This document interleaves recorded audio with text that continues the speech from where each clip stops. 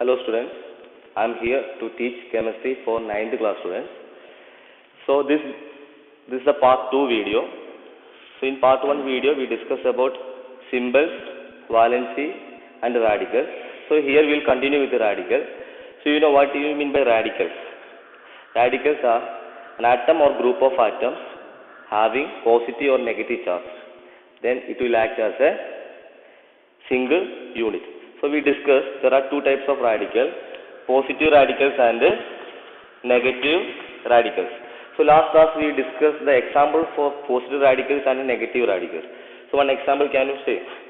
So example for positive radical is Na1 plus, right? Negative radical, that is Cl1 minus. So we know all the atoms have the tendency to attain the stability, right? In order to attain the stability, some elements will lose the electrons, some elements will accept the electrons, some elements will share the electrons. When the elements lose the electron, we can call it as metals, right? When the elements accept the electrons, we can call it as non-metals, right? Then when the elements share the electrons, we can call it as metalloids, except carbon atom. Now we can see how the 1 plus is formed. Last class we discussed how the 1 plus Na1 plus is formed. The atomic number of sodium is 17. So what is the electronic configuration? Atomic number of sodium is 11. So what is the electronic configuration of sodium? 2, 8 and 1. We know octet rule. All the elements have the tendency to attain the stability. How can you say they attain the stability? When the valence shell having 8 electrons, then we can say that they are stable atom. But here you can see valence shell means last shell. So in the case of sodium, there are 3 shells: first shell, second shell and third shell. First shell having 2 electrons, second shell having 8 electrons and third shell having 1 electron. So we know the last shell should contain 8 electrons, then only it will be stable. So in order to get the stability, the sodium will lose the electron. So after losing the electron, sodium will lose how many electrons? 1 electron, because valence shell contains only 1 electron. Then it becomes, after losing the electron, it will occur positive charge. So sodium will get 1 plus charge. So why it is losing 1 electron? Because why it's not accepting 7 electrons? It's very difficult to accept 7 electrons because they need more energy. So after losing 1 electron, this shell will be removed from there. Then there is a 2 shell. The second shell will act as a valence shell. Now they have 8 electrons. Clear? So now they are stable because they have 8 electrons. So they are positive radical because they will occur positive charge. Clear? Now Cl1 minus is an example of negative radicals. So what is the atomic number of Cl? That is 17. So we can write the electronic configuration of chlorine atom, that is 2, 8 and 7. So here also there are 3 shells: first shell, second shell and third shell. First shell contains 2 electrons, second shell contains 8 electrons and third shell contains 7 electrons. So we know octet rule, the last shell, that means here it is third shell, should have 8 electrons, then only it will be stable. So in order to get in the stability, the last shell will accept 1 more electron to attain the stability. After accepting 1 more electron, the number of electrons in the last shell will be 8 electrons. So we can write that one Cl will accept 1 electron. Electron charge is negative charge. So when it is accepting 1 negative charge, chlorine will get 1 negative charge, right? So Cl1 minus. Clear? So here you can see, now this is stable, this one also stable. So all the elements have the tendency to attain the stability. Clear? So in order to attain the stability, some elements will lose the electron. If elements will lose the electron, we can call them as metals. When the elements will accept the electrons, we can call them as non-metals. When the elements will share the electrons, we can call them as metalloids. Clear? Now we can see this is a simple radical because there is only one type of atom, sodium atom, and here it is one type of atom, that is chlorine atom. So we have compound radical also in positive radicals and the negative radicals. Compound radical means there are two type of atom. We will discuss here. Okay. So I am written here some more examples for positive radicals and the negative radicals. So we can see positive radicals K1 plus, potassium K1 plus, because in the potassium case, potassium last cell contains 1 electron. Okay, so they need stability, so potassium will lose 1 electron. So potassium will get 1 plus charge, as what happened here. Okay. Then sodium having 1 electron. Just before we discuss that, 1 electron in the valence shell. In order to get in the stability, sodium will lose 1 electron. Then sodium will get 1 plus charge. Similarly, in lithium case also, lithium atom number is 3, so we can write the electronic configuration 2 and 1. So while last shell contains 1 electron. Okay, so lithium will lose the electron. Then the shell contains 2 electrons only. It is obeying duplet rule. Clear? So everywhere you can see there is a 1 plus charge. So we can consider them as, the valence is what? 1. So 1 means mono. So we can consider them as monovalent. They are monovalent. Monovalent means valence is 1. So they are positive radical and they are monovalent. Clear? Next is divalent. Divalent example, calcium and magnesium. Some more example is given in the textbook. I took only 2 examples. So calcium valence shell contains 2 electrons. Calcium valence shell contains 2 electrons. So we know metals, they are metals. So metals have the tendency to lose the electron. So calcium will lose their 2 electrons, then it will attain the stability. So after losing 2 electrons, calcium will get 2 positive charge. So we can write the radical Ca2 plus. Clear? Next is magnesium. Magnesium also having 2 electrons in the valence shell. So magnesium will lose 2 electrons, then magnesium will acquire 2 positive charge. So they are positive radicals and they are acquiring 2 plus charge. So we can consider them as divalent. Divalent means valency is 2. We know valency means what? What is the definition of valency? The number of electrons gained, lose or shared by an atom. That is known as valency. So here you can see how many electrons are lose 2 electrons. So there is a valency. 2 is a valency. So they are divalent. Clear? Next, copper. Copper can show variable valency. That means copper will consider as a variable valency. That means it will show more than 1 valency. In this case, copper is losing 2 electrons. So it will get 2 plus charge. Similarly, trivalent also. Aluminium valence shell contain 3 electrons. So aluminum will lose 3 electrons. Then it will get 3 plus charge. Okay. Chromium also like that. The next case is negative radicals. Negative radicals. So negative radicals also, just before we discuss about chlorine.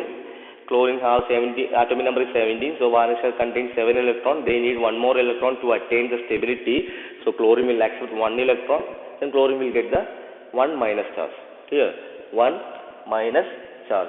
Then chlorate. It's a compound radical. Simple radical and compound radical we have. So compound radical you can see 2 type of atoms are there. Then this is a negative radical because it is having 1 minus charge. To attain the stability of this compound, they will take 1 electrons. So 1 minus. Clear? Then similarly hydrogen bicarbonate also HCO3 1 minus. Hydrogen bisulfite HSO3 1 minus. Clear?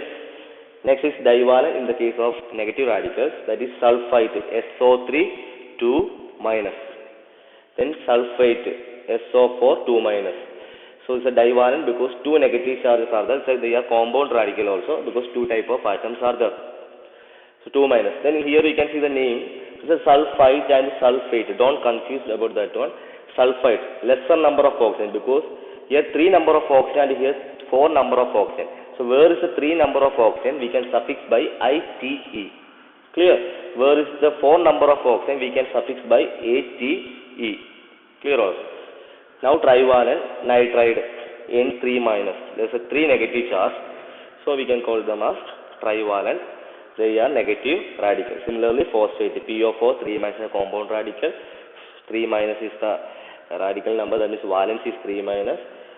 So 3, so we can call them as trivalent. Clear? Now we can go to new topic, that is chemical formula.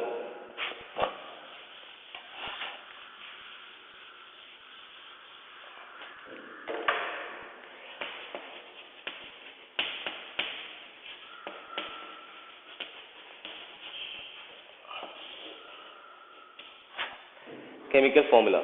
In all languages having alphabets, this alphabet combines to form words. Similarly, in language of chemistry also, we have alphabets, that is symbols. Symbols combines to form chemical formula. So, symbols combines to form chemical formula.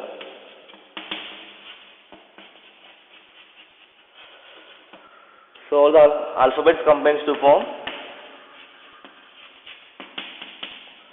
words. Similarly, symbols combines to form chemical formula. So, what is the definition of chemical formula? It is the symbolic representation of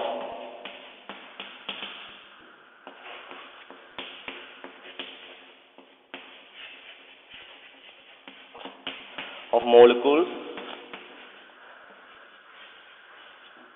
of a compound, of a substance. That means elements or compounds. So, this is a symbolic representation. Example, sodium chloride. We can represent sodium chloride with a symbol. What is the formula? NaCl. This is a symbolic representation for sodium chloride. Clear? So, now we can study how to write the chemical formula by using crisscross method. So, now we are going to explain how to write the chemical formula for compound. So, first we can take the symbol compound, that is NaCl, sodium chloride. So, we are going to study how to write this one.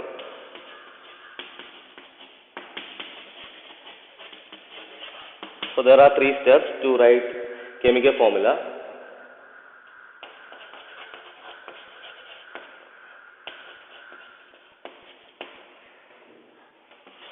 Step 1.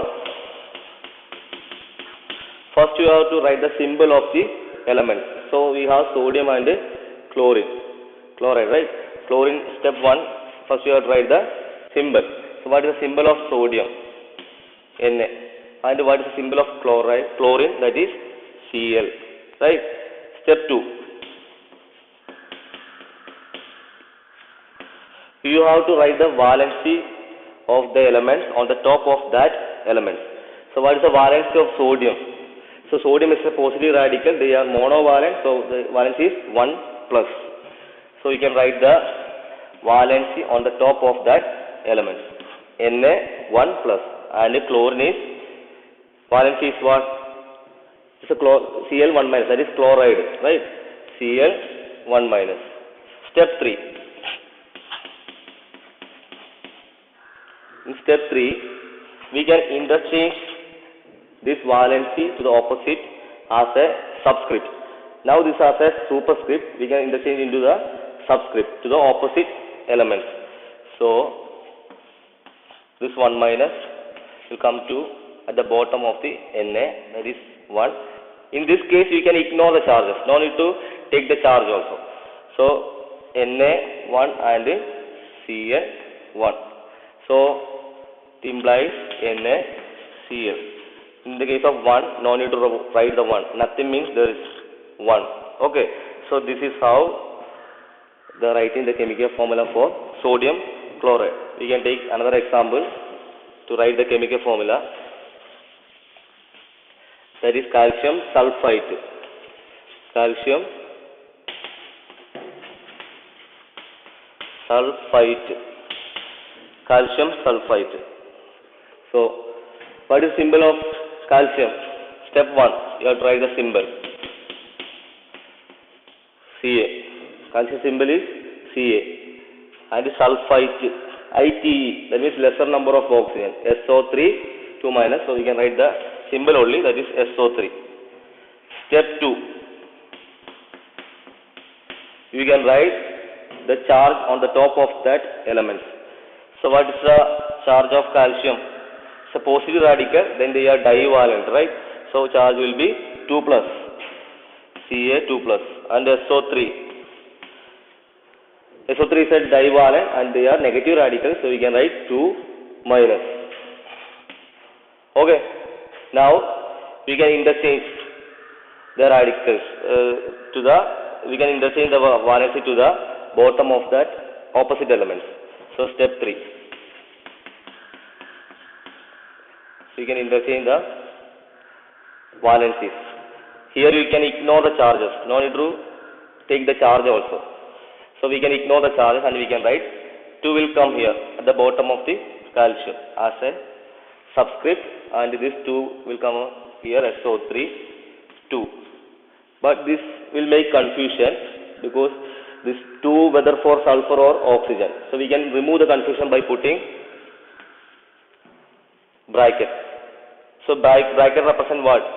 2 for entire this radical. That means 2 for sulfur and 2 for oxygen. Clear? Now here you can see we can apply the mathematics here. That means we can take the highest common factor HCF.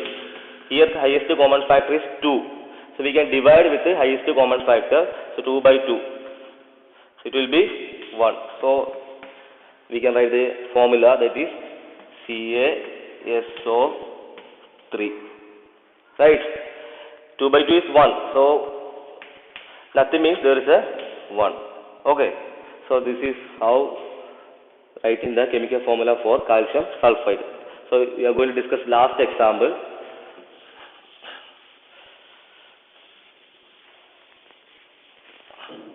That is chromium sulfate. Okay, chromium sulfate. Chromium sulfate.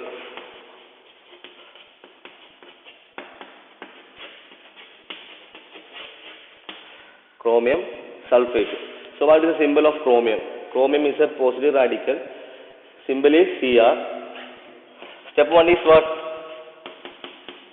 To write the symbol. So Cr. And sulfate. SO4. SO4. Now, step 2. You can write the valency on the top of the elements. Step 2. Cr. Cr is a positive radical, then they are trivalent, so valency will be 3. 3 plus. Cr, 3 plus, and SO4.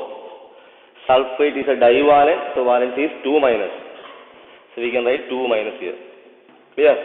Now, third step we will interchange the valency to the opposite side as a subscript. So without charge. Step 3.